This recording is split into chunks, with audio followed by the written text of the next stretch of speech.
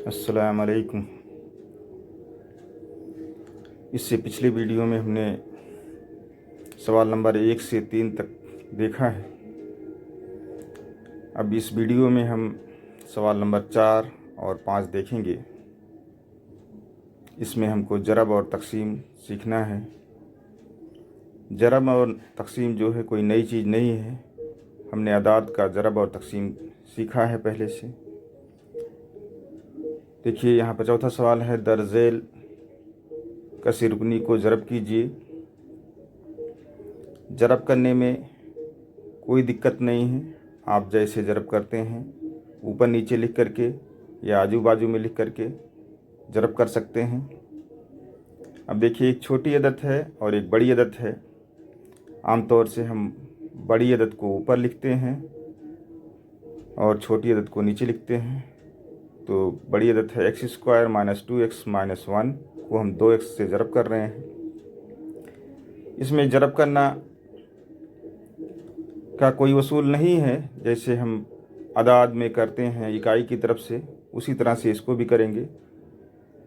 फिर एक एक करके राइट साइड से लेफ़्ट साइड तक की तरफ करेंगे। और इसमें कोई वो नहीं है कि आप बाईं तरफ से भी कर सकते हैं, दरमियान से भी शुरू कर सकते हैं। कोई दिक्कत नहीं है, आपका आंसर वही आएगा जो आप दाहिने तरफ से करेंगे। तो हम पहले करते हैं 2x को नफ़ी 1 से ज़रब करते हैं। 2x में जमा की अलामत है, तो 2 को नफ़ी से ज़रब करेंगे, जमा नफ़ी का ज़रब हो जाएगा हमारा नफ़ी, और 1 से जब ज़रब करेंगे तो 2x ही आएगा। फिर जमा और नफ़ी की अलामत का ज़रब नफ़ी हो जाएगा। फिर 2x को 2x से ज़रब करेंगे तो 2 का आदद से ज़रब करेंगे 4, और x का x से ज़रब करेंगे तो x की कुव्वत 2 हो जाएगा। ये कुव्वत नुमा के उसूल से आया है कि कुव्वत जमा हो जाती है जब ज़रब करते हैं। और फिर अब 2x को x की कुव्वत 2 से ज़रब करेंगे तो 2 को 2 से ज़रब करेंगे 2 ही आएगा। x की कुव्वत 2 को x की कुव्वत 1 से ज़रब करेंगे तो कुव्वत के उसूल से क्या हो जाता है, 2 की कुव्वत 2 ज़रब x बराबर x की कुव्वत 3 हो जाएगा। 2 और 1 को जमा कर लिया जाएगा तो ये हो जाएगा x की कुव्वत 3। ये आंसर हो जाएगा इसका। इसमें कोई दिक्कत नहीं है। अब दूसरा सवाल इस तरह से देखते हैं। दूसरे सवाल को भी ऊपर नीचे लिख कर ज़रब करेंगे। बड़ी अदद को ऊपर लिखते हैं और छोटी अदद को नीचे। अब ज़रब कर रहे हैं इसको। नफ़ी x से ज़रब करना है हमको ऊपर की तमाम अदद को। आप पहले x की कुव्वत 5 से भी ज़रब कर सकते हैं या नफ़ी 1 से ज़रब कर सकते हैं। इसमें कोई उसूल नहीं है, इकाई से करो दहाई से करो, इसमें इकाई दहाई नहीं होती है। तो नफ़ी 1 से 2 को ज़रब करेंगे तो नफ़ी 2 1 का 2 हो जाएगा। अब नफ़ी और जमा का हासिल ज़रब नफ़ी हो जाएगा। 1 से 2x की कुव्वत 2 को ज़रब करेंगे तो 2x की कुव्वत 2 ही आएगा। फिर नफ़ी 1 से ज़रब करेंगे तो नफ़ी आ जाएगा और x की कुव्वत 3 हो जाएगा। अब फिर x की कुव्वत 5 से 2 से ज़रब करेंगे तो आ जाएगा, दोनों की अलामत जमा है, और 2x की कुव्वत 5 हो जाएगा। लेकिन अब हम देखते हैं ऊपर हमारा x की कुव्वत 5 वाला रुकन कहीं पर नहीं है। तब हम क्या करेंगे, या तो आंसर को इसके इस तरफ लिख लेंगे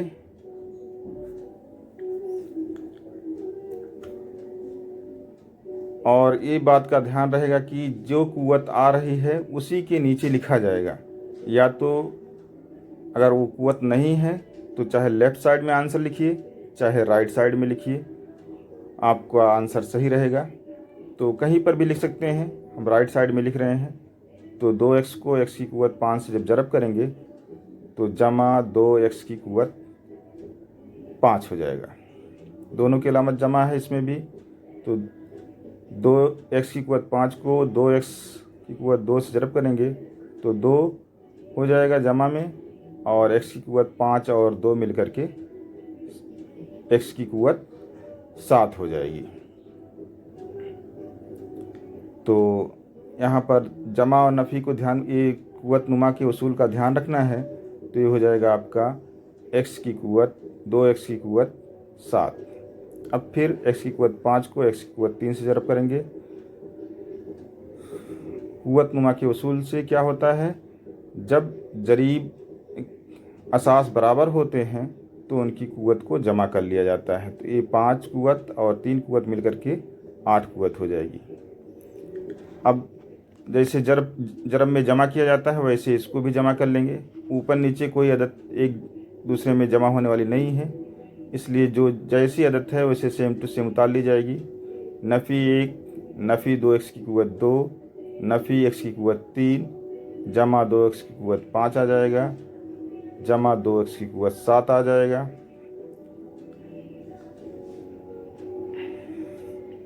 और लास्ट में बच रहा है हमारा x की कुव्वत 8। ये आंसर हो जाएगा। अब इसका तीसरा सवाल हम देखते हैं। तीसरा हिस्सा हम ऊपर नीचे लिख करके भी ज़रब कर सकते हैं, आजू बाजू में भी लिख करके ज़रब कर सकते हैं। तो हम इसको आजू बाजू में लिख करके ज़रब कर रहे हैं। इसमें आंसर में कोई फ़र्क नहीं आएगा, आप आजू बाजू में लिख करके ज़रब करिए या ऊपर नीचे लिख करके ज़रब करिए। तो हम इस सवाल को आजू बाजू में लिख करके ज़रब कर रहे हैं। पहली अदद को पहले कौस में लिख देंगे और दूसरी अदद को दूसरे कौस में लिख देंगे।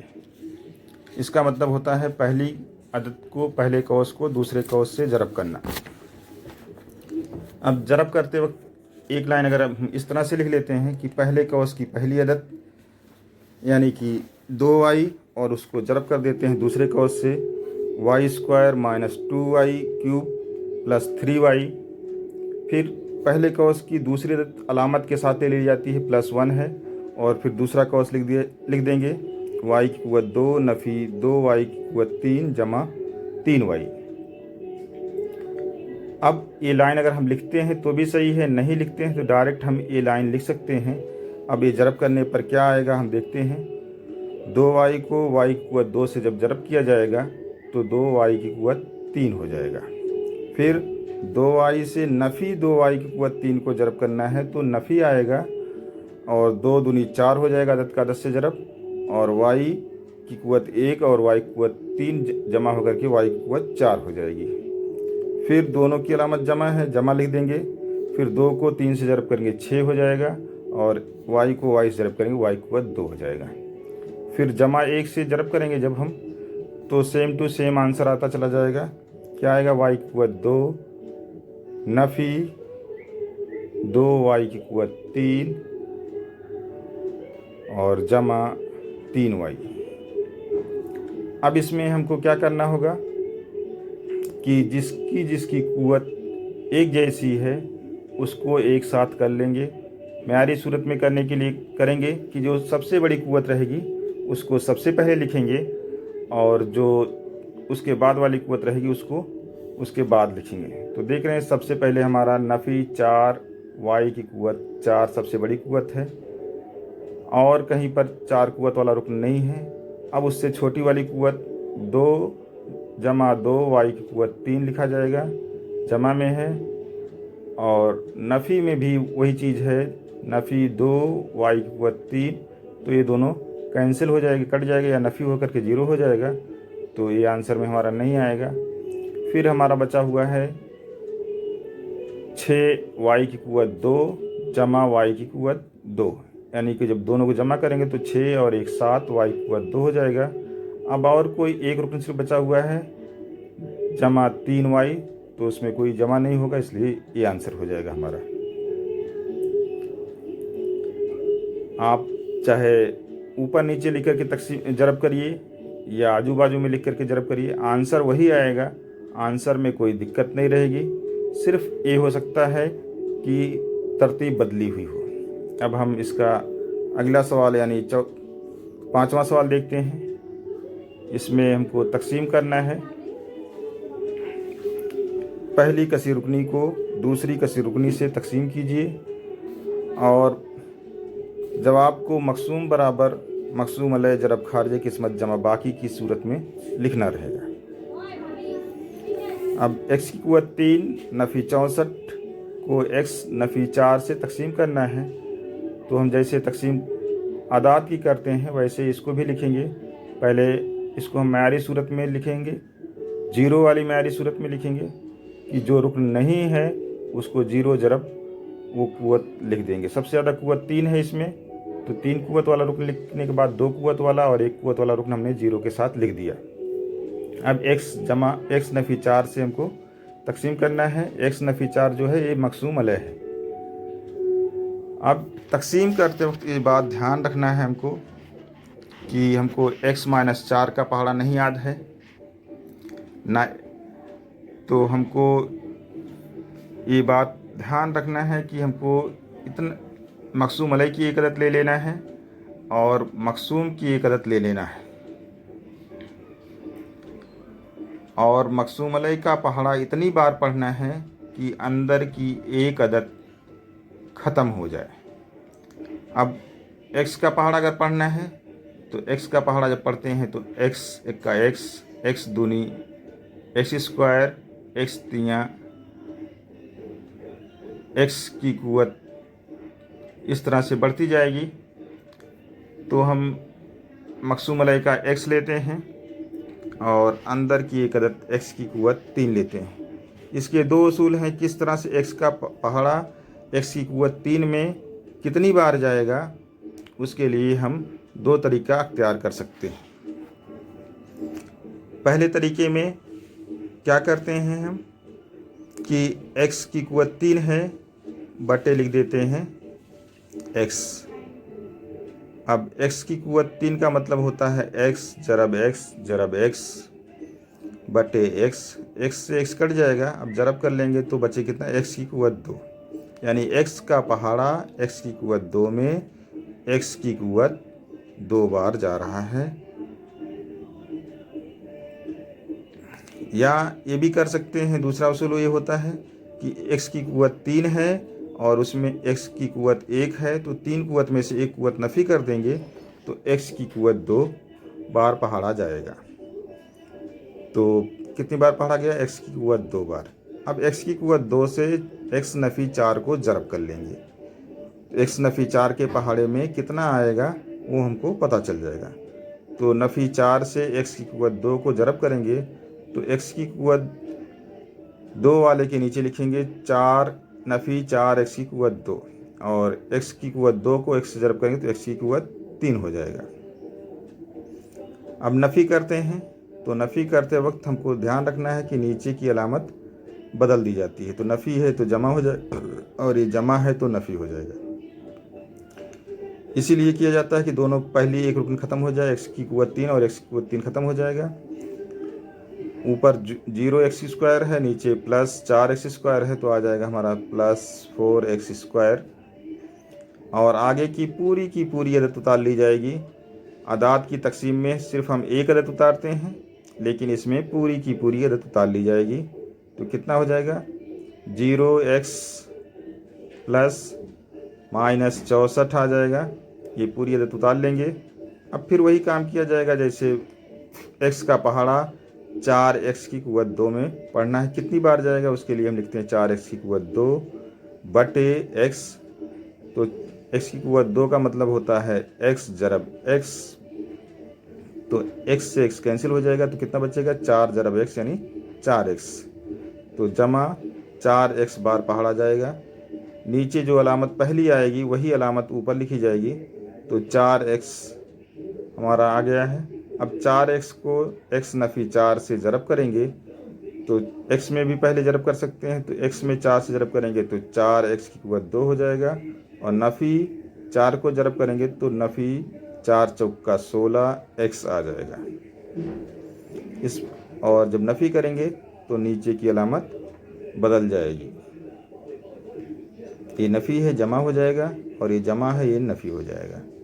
4x की कुवत 2 और 4x की कुवत 2 नफ़ी होकर के 0 हो जाएगा, और ये बचेगा जमा 16x नफ़ी 64। अब फिर 16x में x का पहाड़ा कितनी बार जाएगा, 16x बटे x कर लेंगे तो x कट जाएगा, कितना बचेगा 16। x का पहाड़ा 16x में 16 बार जाएगा, तो यहाँ पर जमा है इसलिए ऊपर जमा लिख करके 16 लिख देंगे। अब 16 से x नफ़ी 4 को ज़रब कर लेंगे तो कितना हो जाएगा हमारा, 16 को x से ज़रब करेंगे 16x और नफ़ी 16 चौका 64। नफ़ी करेंगे तो नीचे की अलामत बदल जाएगी। ये काम करना ज़रूरी है और नहीं करेंगे तो आंसर आपका नहीं आएगा। देखिए 16x में से 16x नफ़ी हो जाएगा और नफ़ी 64 जमा 64 ये भी 0 हो जाएगा, यानी कि बाकी में हमारा 0 आया। और खारजी किस्मत ऊपर x की कुव्वत 2 जमा 4x जमा 16 आया है। इसको हमको इस तरतीब में आंसर लिखना है। आंसर लिखने के लिए एक तरतीब बताएगी कि मकसूम बराबर लिखना है, मकसूम अलय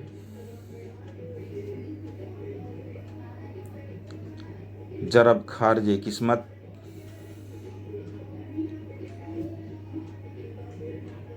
जमा बाकी। अब हमको ये मालूम होना चाहिए कि इसमें मकसूम क्या है, मकसूम अलय क्या है। मकसूम जो होती है वो जिस अदद को तकसीम किया जाता है, यानी x की कुव्वत 3 नफ़ी 64। मकसूम अलय क्या आएगा, मकसूम अलय x नफ़ी 4 आएगा। नहीं, हम पहले मकसूम खारजी किस्मत लिख रहे हैं, तो खारजी किस्मत आया x² + 4x जमा 16, इसको कौस में लिख देंगे। फिर मकसूम अलय हमारा है x नफ़ी 4, तो x नफ़ी 4 दूसरे कौस में लिख देंगे। इसकी तरतीब बदलने पर मकसूम अलय और मकसूम खारजे किस्मत की कोई फ़र्क नहीं पड़ेगा और जमा बाकी में 0 है। ये हमारा आंसर हो जाएगा।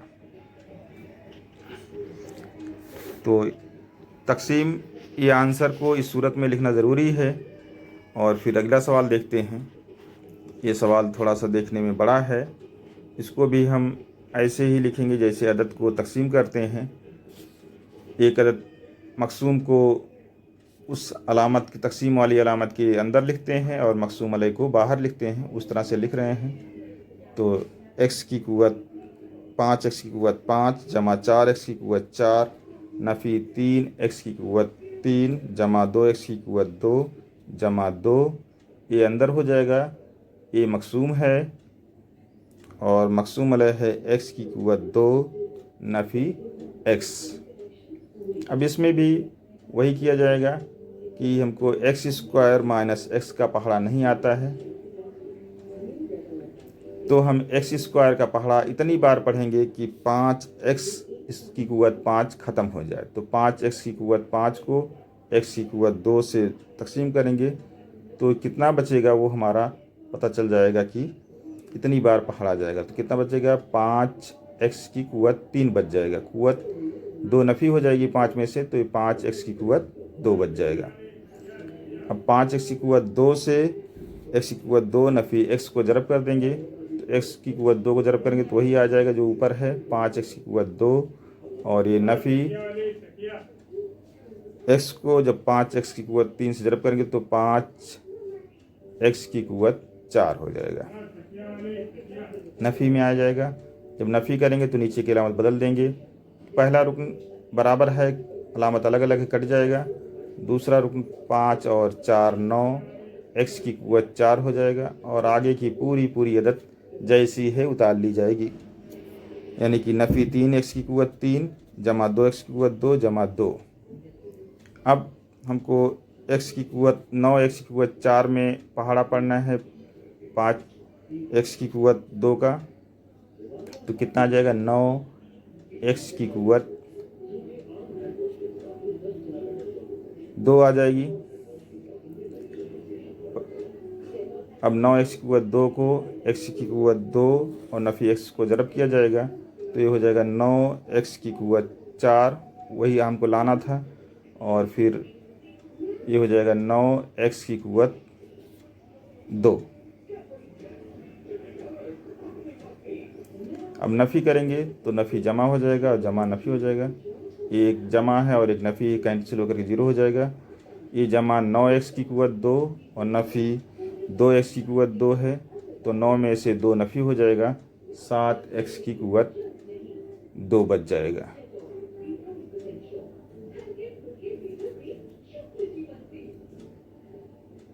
फिर आगे की पूरी अदद उतार ली जाएगी। अब फिर 6x की क़ुव्वत 3 में x की क़ुव्वत 2 का पहाड़ा कितनी बार जाएगा, तो x की क़ुव्वत 2 कट जाएगा, कितना बचेगा, 6x बच जाएगा। तो 6x को x की क़ुव्वत 2 से ज़रब करेंगे तो 6x की क़ुव्वत 3 हो जाएगा, जमा नफ़ी हो जाएगा, ये जमा और नफ़ी का हासिल ज़रब 6x² हो जाएगा। और फिर जब नफ़ी करेंगे तो ये जमा हो जाएगा और ये नफ़ी हो जाएगा। ये पहला कट जाएगा, दूसरा 2 और 6x² मिल करके 8x² हो जाएगा और आगे की अदद वैसे पूरी पूरी उतार ली जाएगी। अब 8x की क़ुव्वत 2 में x की क़ुव्वत 2 का पहाड़ा पढ़ना है तो कितनी बार जाएगा, x² कट जाएगा, यानी कि 8 बार पढ़ा जाएगा, तो प्लस 8 लिख दिया जाएगा। अब 8 से x की क़ुव्वत 2 और x को ज़रब किया जाएगा तो आ जाएगा 8x की क़ुव्वत 2 नफ़ी 8x।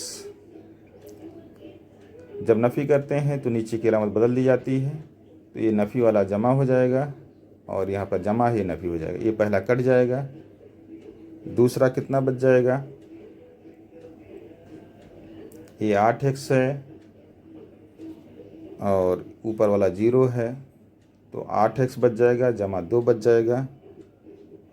अब हमको ये जानना होगा कि ये कसीर रुकनी वाली तकसीम कब तक की जाती है, जब मक़सूम अलैह की क़ुव्वत से कम मक़सूम में बचता है क़ुव्वत, तो तकसीम करने का अमल बंद कर देते हैं।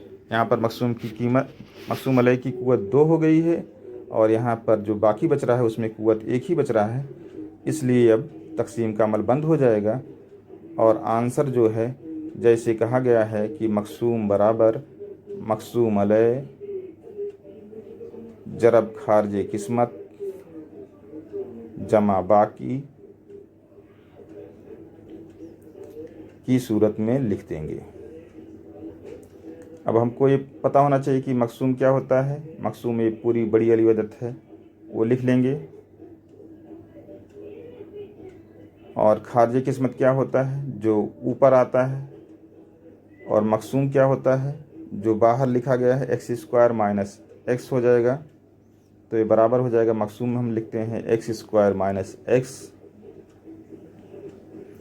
और खारज किस्मत वो जो ऊपर लिखा गया है वो पूरा पूरा इस कौस में लिख लेंगे, जमा बाकी की जहाँ पर 2x 8x जमा 2 लिख लिया जाएगा। आप आसानी के साथ खारज किस्मत इस कौस में लिख लेंगे। यहाँ पर थोड़ा सा जगह कम है इसलिए नहीं लिख रहे हैं, तो आपका ये आंसर हो जाएगा। आप आसानी के साथ तकसीम कर सकते हैं। बस ये ध्यान रखना है कि कितनी बार पहाड़ा जाएगा उसको हम कर लें। अगर पता चल जाए कितनी बार पहाड़ा जाएगा तो तकसीम करना आसान है। जज़ाकल्लाहु खैर।